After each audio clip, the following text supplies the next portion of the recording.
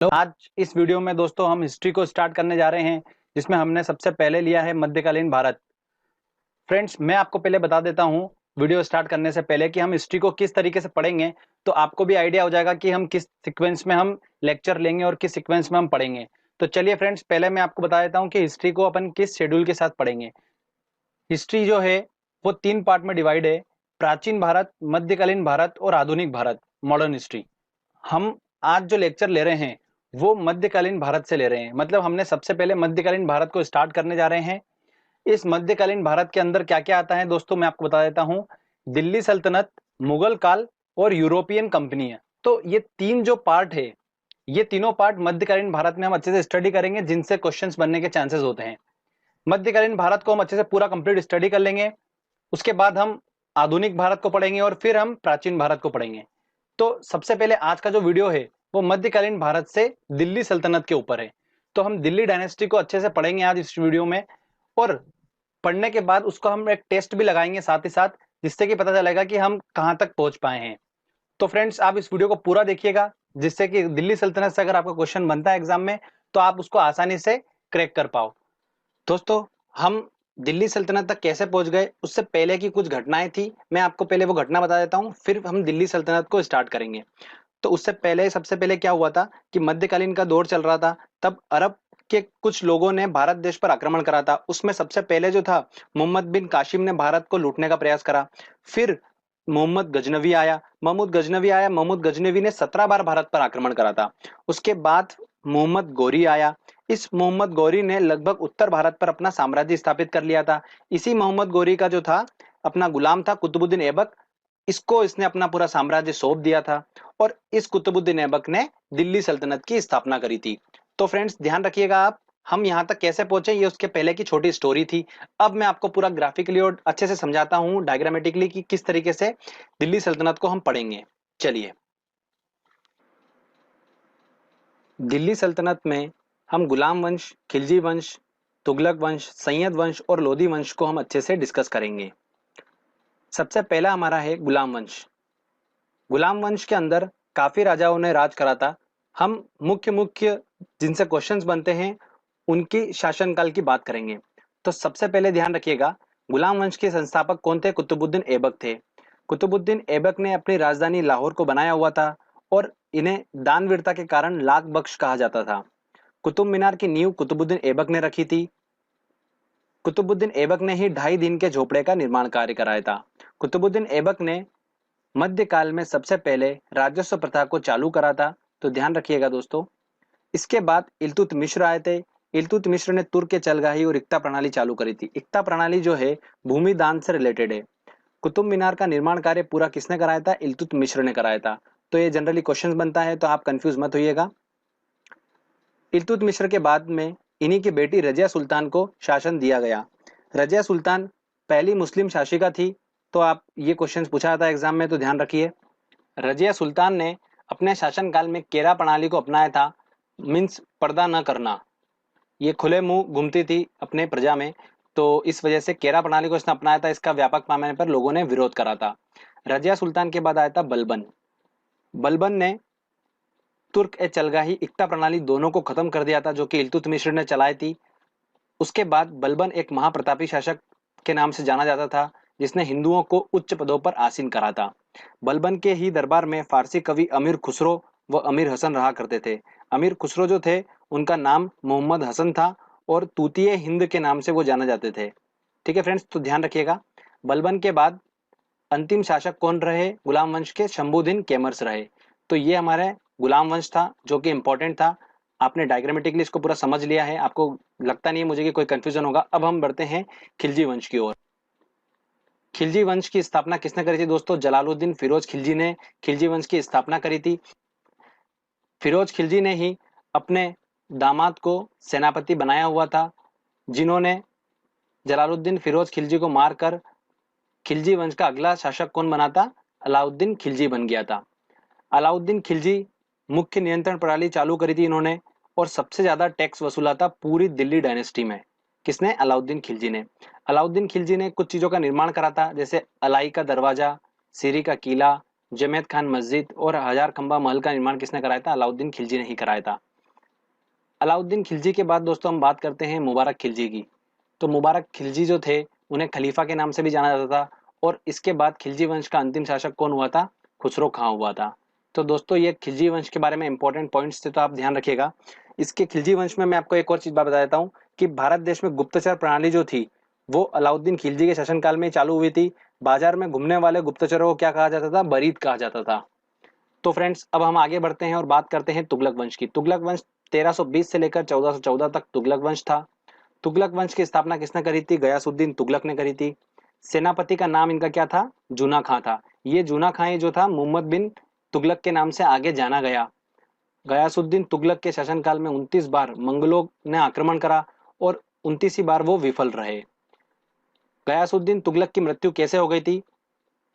जूना खां ने एक लकड़ी का महल बनाया था। जब वो बंगाल की तरफ आ रहे थे तब वहां पर उनकी लकड़ी के महल में दबकर मृत्यु हो गई थी। और बाद में जूना खां जो कि मोहम्मद बिन तुगलक के नाम से जाना जाता है वो अगला शासक बन गया। मोहम्मद बिन तुगलक जो था उसके शासनकाल में अफ्रीकी यात्री इबन बतूता आया था। अफ्रीकी यात्री कहाँ से आया था? ये मोरक्को से आया था।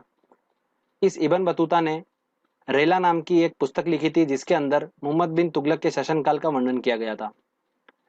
मोहम्मद बिन तुगलक ने अमीर एक कोही की स्थापना करी थी जो कि कृषि से रिलेटेड है। मोहम्मद बिन तुगलक ने चमड़े के सिक्के चलवाए थे जिसे इसलिए हिस्ट्री में पागल राजा की उपाधि भी इसे दी गई थी। मोहम्मद बिन तुगलक के बाद फिरोज तुगलक आए। फिरोज तुगलक ने ओनली सिंचाई कर वसूला था। सारे कर को टैक्सेस को बंद कर दिया था, ओनली सिंचाई कर वसूला था। दीवाने खेरात और दीवाने बगदाद की स्थापना किसने करी थी? फिरोज तुगलक ने करी थी। फिरोज तुगलक के बाद अंतिम शासक तुगलक वंश का कौन था? महमूद तुगलक था। इसके बाद हम सैयद वंश की बात करते हैं। सैयद वंश में कोई इतना इंपॉर्टेंट नहीं है, बस ध्यान रखिएगा इस वंश का संस्थापक कौन था? खिज्र खां था। और अंतिम संस्थापक कौन था इसका? अलाउद्दीन आलम शाह था। लोधी वंश की बात करते हैं तो सबसे पहले बहलोल लोधी ने लोधी वंश की स्थापना करी थी। और बहलोल सिक्के इन्होंने चलाए थे, कुछ सिक्के चलाए थे चांदी के जिन्हें बहलोल सिक्के कहा जाता था। उसके बाद आए थे सिकंदर लोधी। सिकंदर लोधी ने 1504 में आगरा शहर की स्थापना करी थी, जो कि ध्यान रखिएगा बहुत ज्यादा इंपॉर्टेंट है। फिर आए थे इब्राहिम लोधी। ये इब्राहिम लोधी लोधी वंश के अंतिम शासक हुए थे। बाबर ने इब्राहिम लोधी के शासनकाल में हमला करा था भारत में, और इन्हें 1526 में पानीपत के प्रथम युद्ध में इब्राहिम लोधी को हरा दिया था और मुगल साम्राज्य की स्थापना कर दी थी। तो फ्रेंड्स यहाँ पर हमारा दिल्ली सल्तनत पूरा खत्म होता है। अब जो नेक्स्ट लेक्चर होगा उसमें हम मुगल साम्राज्य से स्टार्ट करेंगे। एक दो पॉइंट और आपको मैं इंपॉर्टेंट बताता हूँ।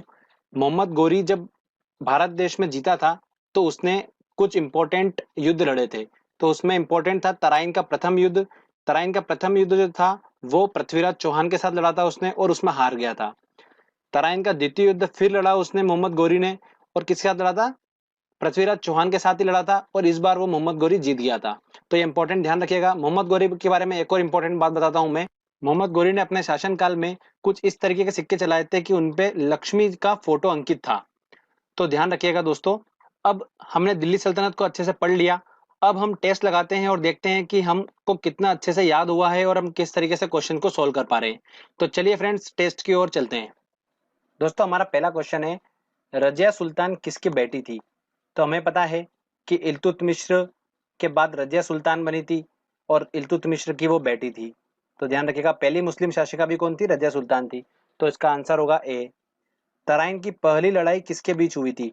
तो मैंने आपको बताया था मोहम्मद गौरी और पृथ्वीराज चौहान के बीच में हुई थी, और इसमें मोहम्मद गौरी हार गया था और पृथ्वीराज चौहान जीत गया था। तो मोहम्मद गौरी और पृथ्वीराज चौहान, आंसर डी। तो इसका आंसर होगा डी। निम्नलिखित में से किस की पोलो खेलते हुए मृत्यु हो गई थी? अच्छा एक बात ध्यान रखिएगा, जो कुतुबुद्दीन ऐबक था जिसने कुतुब मीनार की नींव रखी थी, वो पोलो का बहुत ज्यादा शौकीन खिलाड़ी था, और पोलो खेलते हुए ही उसकी मृत्यु हो गई थी। तो एक बात ध्यान रखिएगा, लेक्चर में मैंने इंक्लूड नहीं करा है वो पॉइंट, तो यहाँ पर आपको मैं बता रहा हूँ कुतुबुद्दीन ऐबक की पोलो खेलते हुए मृत्यु हो गई थी। तो इसका आंसर होगा ए। चलिए आगे इंपॉर्टेंट क्वेश्चंस लेते हैं हम। आगरा शहर की स्थापना किसके द्वारा की गई थी? तो आगरा की स्थापना मैंने आपको बताया था जब हम लोधी डायनेस्टी पढ़ रहे थे, तब बहलोल लोधी ने चांदी के सिक्के चलाए थे, और उसके बाद सिकंदर लोधी आया था और उसने आगरा की स्थापना करी थी 1504 में। तो लोधी, सिकंदर लोधी इसका आंसर होगा, आंसर डी। लोधी वंश का अंतिम शासक कौन था? फ्रेंड्स आपको पता ही है कि इब्राहिम लोधी उसका अंतिम शासक था जिसको बाबर ने पानीपत के प्रथम युद्ध में हराया था। तो आंसर होगा इसका बी। भारत के दिल्ली पर राज करने वाली पहली मुस्लिम महिला शासिका कौन थी? मुमताज, नूरजहां, रजिया सुल्तान। ऑब्वियस सी बात है दोस्तों, रजिया सुल्तान थी, मैं आपको बता चुका हूँ। चलिए आगे इंपॉर्टेंट क्वेश्चंस लेते हैं। यात्री इब्न बतूता कहाँ से आया था? तो किसके शासनकाल में आया था फ्रेंड्स ये? मोहम्मद बिन तुगलक के शासनकाल में आया था। अफ्रीका से, मोरक्को से आया था, मैं आपको बता चुका हूँ। आंसर होगा इसका ए। कुतुब मीनार का कार्य किसने पूरा करा था? देखो काफी कंफ्यूजन है, लोग इसको क्या करके आते हैं, कुतुबुद्दीन ऐबक करके आते हैं, बट नींव कुतुबुद्दीन ऐबक ने रखी थी, बट कंप्लीट काम उसका किसने कराया था? इल्तुतमिश ने कराया था। लाख बख्श किसके नाम से जाना जाता है? तो फ्रेंड्स बाबर, अकबर बिल्कुल भी नहीं, कुतुबुद्दीन ऐबक को ही इसकी दानवीरता के कारण लाख बख्श कहा जाता था। चलिए आगे और इंपॉर्टेंट क्वेश्चंस। इनमें से किसने इक्ता प्रणाली चालू करी थी? फिरोज तुगलक, बलबन, कुतुबुद्दीन ऐबक और इल्तुतमिश ने। फ्रेंड्स मैंने आपको बताया था इल्तुतमिश ने तुर्क ए चलगाही और इक्ता प्रणाली चालू करी थी। तो इक्ता प्रणाली किस चालू करी थी? इल्तुतमिश ने करी थी। भारतीय इतिहास में मूल्य नियंत्रण प्रणाली की शुरुआत की थी। ऑब्वियस सी बात है, हमें याद है अलाउद्दीन खिलजी ने सबसे ज्यादा टैक्स वसूला था, और मूल्य नियंत्रण प्रणाली किसने चालू करी थी? अलाउद्दीन खिलजी ने ही चालू करी थी। प्रसिद्ध कवि अमीर खुसरो दरबार में रहते थे। देखिए फ्रेंड्स कितनी बार क्वेश्चन पूछा गया। तो अमीर खुसरो किसके दरबार में रहते थे? ध्यान रखिएगा, मैंने आपको बताया था बलबन के शासनकाल से वो मोहम्मद बिन तुगलक के शासनकाल तक रहे हैं। बलबन से लेकर इल्तुतमिश, तो बलबन बाद में आए थे उनके, कुतुबुद्दीन ऐबक के बाद में आए थे, तो अलाउद्दीन खिलजी इसका आंसर होगा ए। आंसर बिल्कुल सही है। चलिए आगे और इंपॉर्टेंट क्वेश्चंस लेते हैं हम। शासकों में कौन सा क्रम सही है? सिकंदर लोदी, इब्राहिम लोदी, बहलोल लोदी। देखिए लोदी वंश की बात हो रही है, तो सबसे पहले बहलोल लोदी ने उस लोदी वंश की स्थापना करी थी, तो बहलोल लोदी आंसर बी सबसे पहले हमको देख के ही समझ में आ गया। तो बहलोल लोदी था, फिर सिकंदर लोदी था, फिर इब्राहिम लोदी था, तो आंसर इसका बी होगा। किस मुस्लिम शासक के सिक्कों पर देवी लक्ष्मी की आकृति बनी थी? तो फ्रेंड्स मैंने आपको बताया था मोहम्मद गोरी के सिक्कों पर उसने लक्ष्मी की आकृति बनाई थी, तो मोहम्मद गोरी, तो इसका आंसर होगा बी फ्रेंड्स। तो देखिए दोस्तों, आसानी से हमने एक छोटे से टाइम में फटाफट हमने लेक्चर देखा और किस तरीके से हमने क्वेश्चंस को सॉल्व कर लिए। तो फ्रेंड्स ये लेक्चर आपका काफी मदद करेगा एग्जाम से कुछ समय पहले, आप उसको अच्छे से देख लीजिएगा और रिवाइज आपको आराम से हो जाएगा फटाफट। और आने वाले वीडियो में दोस्तों हम मुगल वंश के बारे में बात करेंगे और मुगल के बारे में हम अच्छे से पढ़ेंगे, फिर यूरोपीय कंपनी को हम पढ़ेंगे, तब हमारा मध्यकालीन भारत पूरा कंप्लीट हो जाएगा।